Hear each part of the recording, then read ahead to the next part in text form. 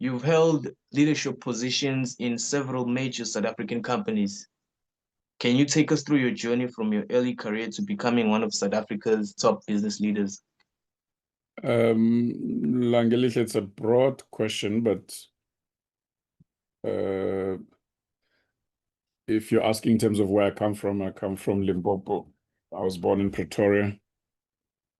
And so grew up in a family where we were encouraged to work hard, to understand that everything comes through hard work and that you always achieve success through hard work. So I would say that's the work ethic that helped me to achieve what I've achieved. Politics in the governance space, especially boardroom chairperson roles. I obviously want to touch on the Eskom debacle that we've currently been on the news lately, the past year or so. Obviously, at the time when we're facing crisis in terms of load shedding, etc., how difficult must it be, especially as a um, chairperson, right, on you? Most people say boardrooms are inactive in most cases, but in the frameworks or rules and regulations or policies, that's where all things are set. And I think I want you to especially explain how difficult in that role, especially in those times and eras that before you resigned at Eskom. I guess it's important that your viewers firstly understand that anybody that gets invited to serve on any board, whether it's a state-owned entity, whether it's a private sector organization, you get nominated through committees of the board. One of those boards is called the nominations committee. And the board goes through, often they'll go through a selection process. With state-owned entities, you go through that type of selection process, but the government of the day, as the shareholder of the state-owned entity, will have the final authority on who gets appointed. Just like in the private sector, directors are appointed at an annual general meeting by shareholders.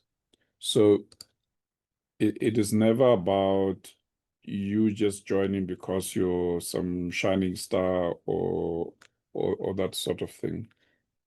It is because it is deemed that you've got certain experience, suitable capabilities that are needed in the organization at that particular point.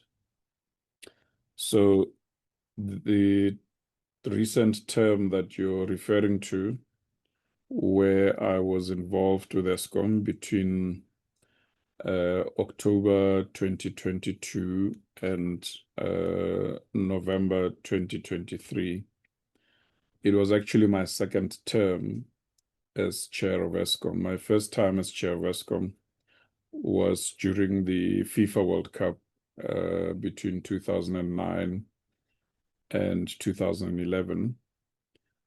The difference is that during the FIFA World Cup, we had to make sure that lights are kept on while the world was here to watch soccer, and then the world would not have just come to watch soccer, they would have come to also see the country either as tourists, and it was imperative that they leave with a positive impression that they were in a country where things ran smoothly.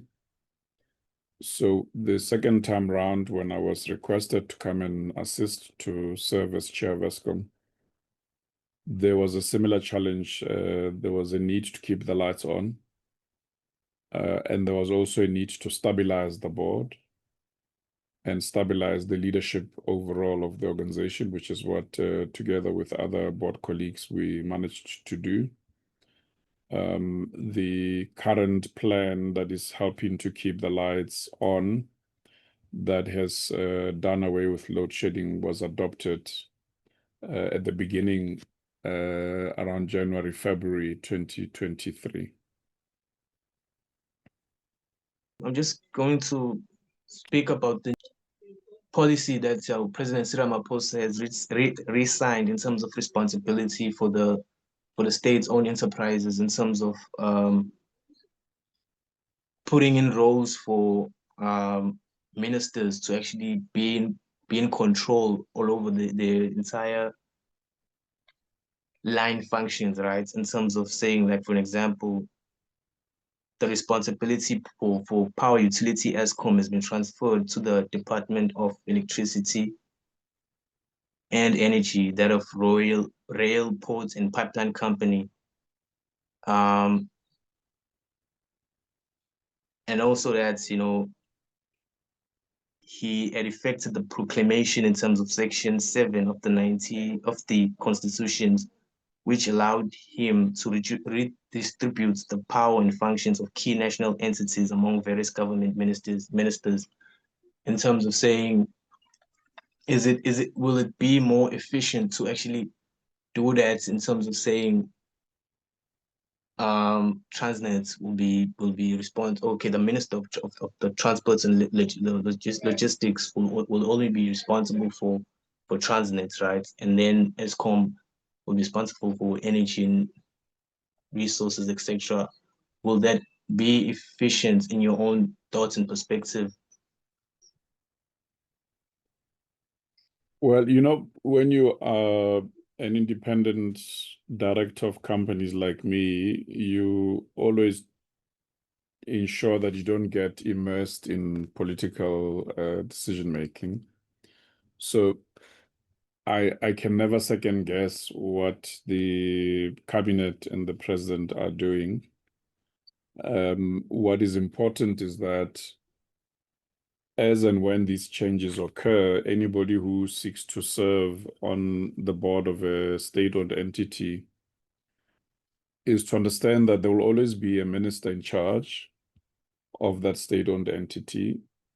The duty of the board is to always ensure that there's a good agreement in place known as a shareholder compact between the board and the shareholder minister, which spells out what the deliverables are. So in the case of energy and Eskom, the deliverables would have been to keep the lights on, and that meant that you keep the electricity output at a certain percentage energy availability factor, which would have been mutually agreed upon. The board of any organization does not run the organization. There's management that runs the organization. The duty of the board is to, if you like, to be a supervising authority that plays oversight, supervision over the management of the company to ensure that performance goals are met, to ensure that the executive team delivers to the best of their ability. And so the board is not there to interfere with the day-to-day running, but it's there to be a high-level support, if you like, that helps to provide direction. So whether the president changes the cabinet in whatever direction, what's important for any board of directors is to make sure that the management understands the commercial, and in the case of a state-owned entity, the developmental direction in which they must take the organization. So if I was still chair of Eskom today, that's what we would look at. We would look at what are we expected to deliver in terms of the shareholder compact? What are the commercial imperatives? So what are the returns we must pay back it to the state as the shareholder, like any company has to generate returns?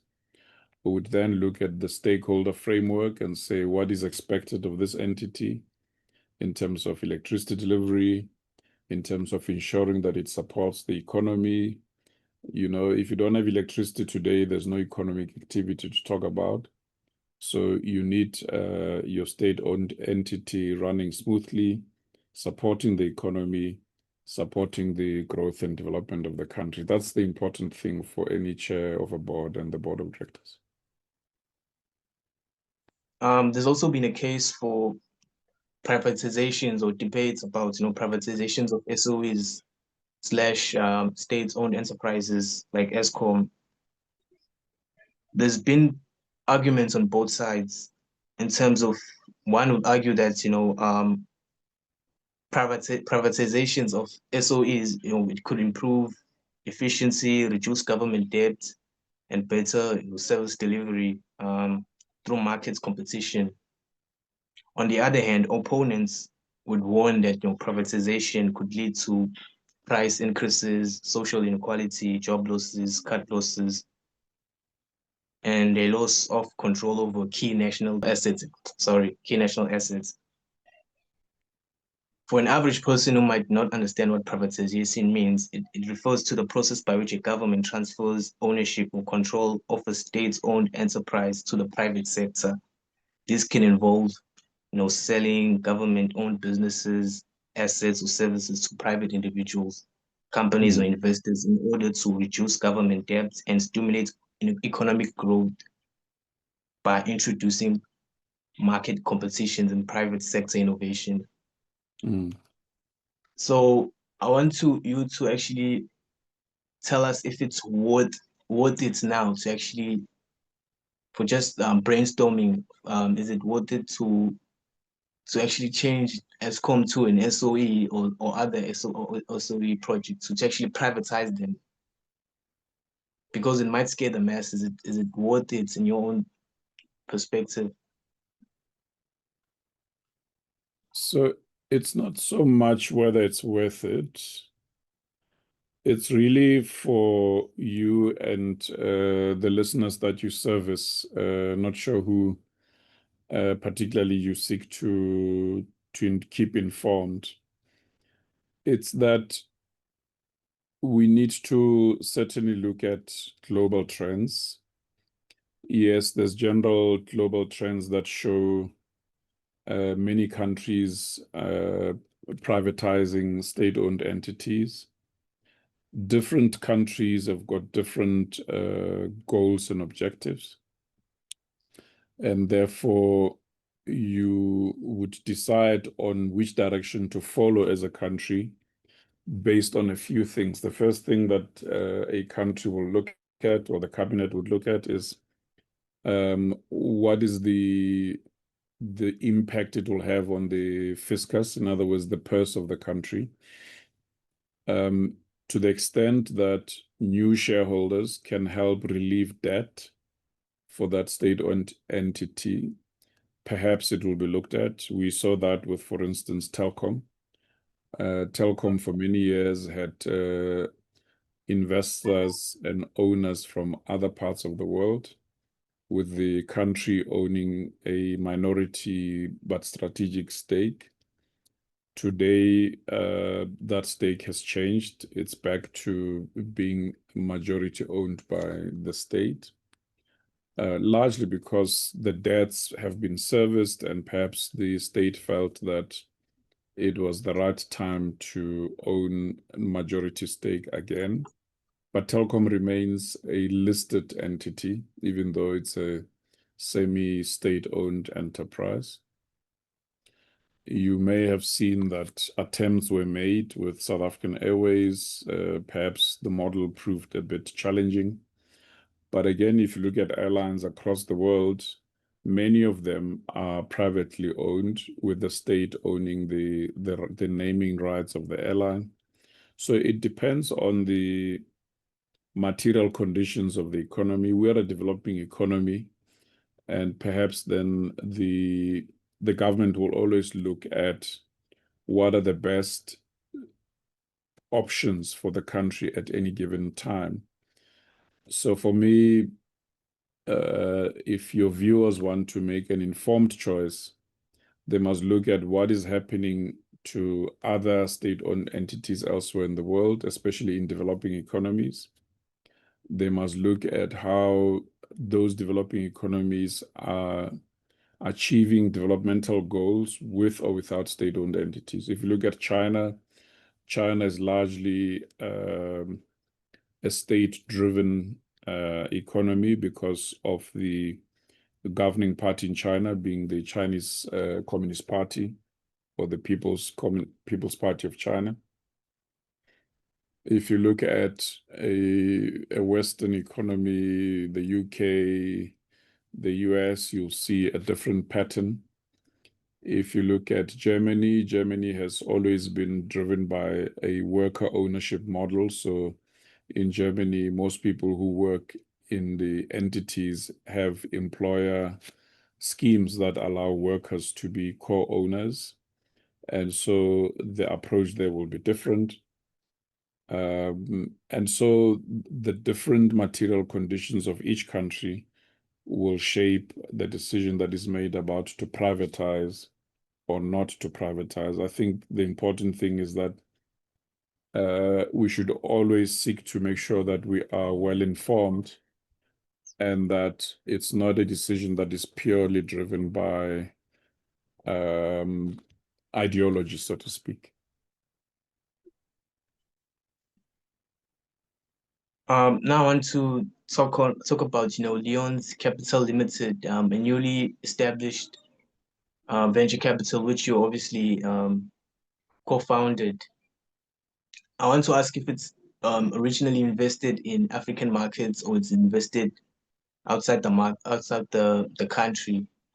I was once interviewing Zachariah George, one of the prominent investors or venture capitalists, in the African landscape. It talks about not investing in South Africa, or is not finding young African entrepreneurs who are obviously pitching their ideas in this space of startups, or just bolstering their businesses in terms of asking for funding.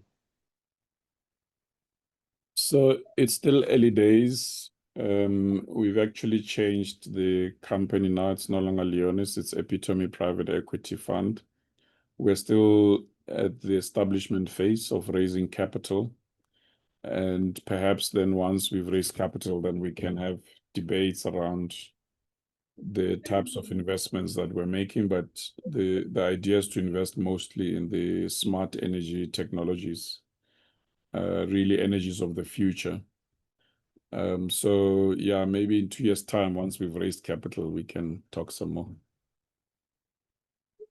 And obviously, just closing off, I want you to thank you for coming through for the interview. And obviously, once we gather a studio and build a good system, we can actually break down these concepts a bit more. And thank you for coming through to the interview today.